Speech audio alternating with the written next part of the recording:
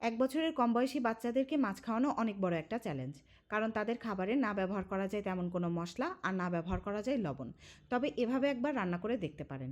এর জন্য প্রয়োজন আলু, ফুলকপি, গাজর, ছোট এক টুকরা মাছ, মটরশুঁটি, এক কোয়া রসুন, সামান্য একটু আদা এবং সামান্য একটু ভাতের চাল।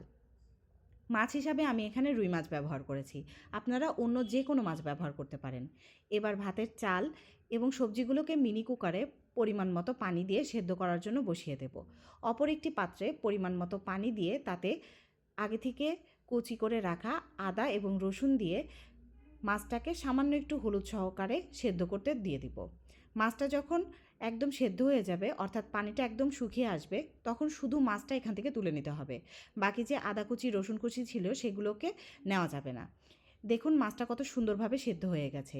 এবার মাছটাকে খুব ভালোভাবে কাটা ছাড়িয়ে নিতে হবে, অর্থাৎ মাছটাকে বেছে নিতে হবে, কারণ বাচ্চার গলায় কোনোভাবে কাটা বাঁধলে খুব বড় সমস্যা হয়ে যাবে। এদিকে আমার সবজি ভাতটাও রেডি হয়ে গেছে।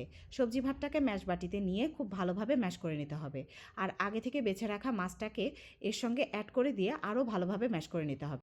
খাবারটা একটু আঠালো হয়ে যাওয়ার কারণে আমি এখানে ফুটন্ত গরম পানি দিয়ে খাবারটাকে একটু পাতলা করে নিয়েছি। আপনাদের বাচ্চা যদি আঠালো খাবার খেতে পারে তাহলে এরকমই রাখবেন, আর যদি পাতলা খাবার খায় তাহলে আমার মতো ফুটন্ত পানি দিয়ে এটাকে পাতলা করে নেবেন। ব্যাস রেডি হয়ে গেল মাছ দিয়ে তৈরি সুস্বাদু একটি রেসিপি। অবশ্যই জানাবেন আপনাদের কাছে কেমন লাগবে।